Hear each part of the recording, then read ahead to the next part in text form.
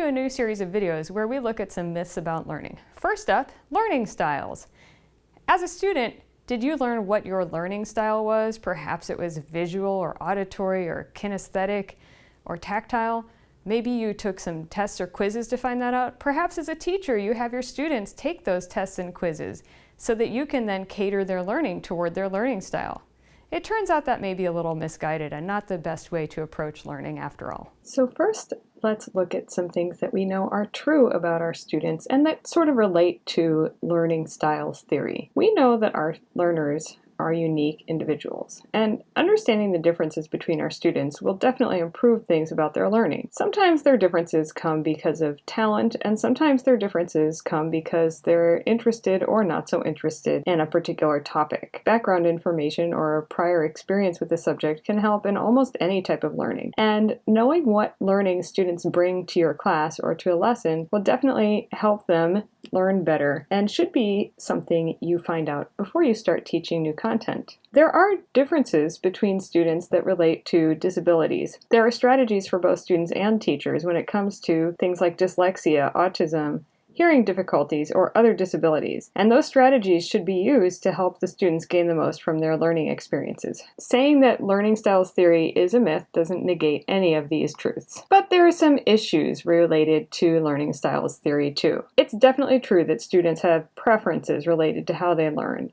Some students definitely prefer to learn by listening to a podcast, watching a video, or engaging in some form of movement. But when put to the test, it turns out that students learn the same amount, regardless of how they're learning. To quote Reiner and Willingham, a favorite mode of presentation, e.g. visual, auditory, or kinesthetic, often reveals itself to be instead a preference for tasks for which one has a high ability and feels successful. I think we've all had students who have said that they prefer to learn a certain way and that a class was unsuccessful for them because it didn't incorporate their preferred learning method. But the best way learning can be improved is by matching the mode of instruction not to the student's preferred learning style, but to the content being learned. For example, learning about anatomy might not be optimal if it was done only through spoken words with no visual components. And learning how to play a sport would probably work best through movement rather than simply looking at graphs or charts related to that sport, or even pictures of the sport. Looking at some problems that arise from focusing on learning styles, I just have several quotes that I wanted to share, and links to all of these sources will be provided. Previous research has shown that the learning styles model can undermine education in many ways. Educators spend time and money tailoring lessons to certain learning styles for different students, even though all students would benefit from learning through various methods. Students study in ways that match their perceived learning style, even though it won't help them succeed. Academic support centers and a plethora of products are also focused on learning styles, despite the lack of scientific evidence supporting them. The problem with learning styles is that students become convinced that they can only learn one way, and that's not true. Again, I know I've had the experience that I have had students who were absolutely convinced that they needed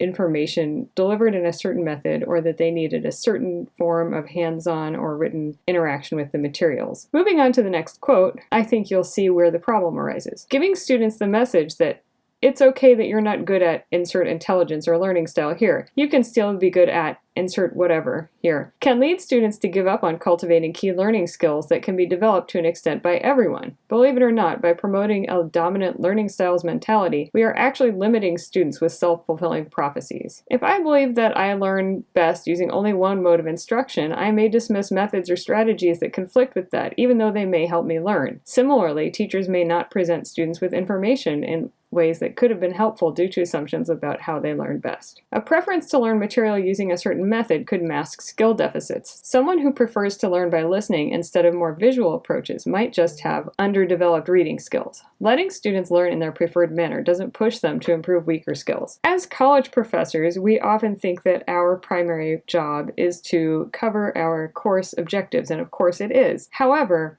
if we want our students to graduate and move on with the skills they need to be successful in whatever they do next. If we can help them push themselves to try to do things that are more challenging for them or don't come as naturally, while at the same time affirming that we believe they can do those things and giving support as needed, we will be doing our students a service while still covering our course objectives, probably in a more deep and meaningful way because our students will have encountered the material through multiple means. What should you do instead? Replace learning styles myths with research resources and strategies from cognitive and adult learning theory. Students benefit from thinking about how they learn. Helping students think about how they drew connections, digested content, or arrived at conclusions improve learning outcomes. Help students identify ways to improve their learning and avoid bad study habits. And these are things that your students can take out of your class and into other learning experiences, both in school and also in their future lives. As discussed before, different topics or different tasks are well suited to different modes of teaching and learning. Try to match what you're covering with the mode that you're using. Make your lessons as interactive as possible, and that way you can incorporate a lot of different modes of delivery and practice. Try to align the methods of delivery to the lesson objectives to avoid distraction. If you're just including something visual, for example, quote unquote, to help the visual learners, but it doesn't actually add anything to your content or really serve to enrich what you're teaching, it can just be a distraction, and it might be better to just leave it out. But on the other hand, do give your students multiple ways to explore concepts, and try to learn what motivates and interests your students and treat them as individuals. If you find out that you have several students in your class who share a particular interest, if you can find a way to incorporate that into your class lessons or assignments, that will be a much more effective way of getting your students engaged and excited about learning rather than focusing simply on their learning style. Yeah!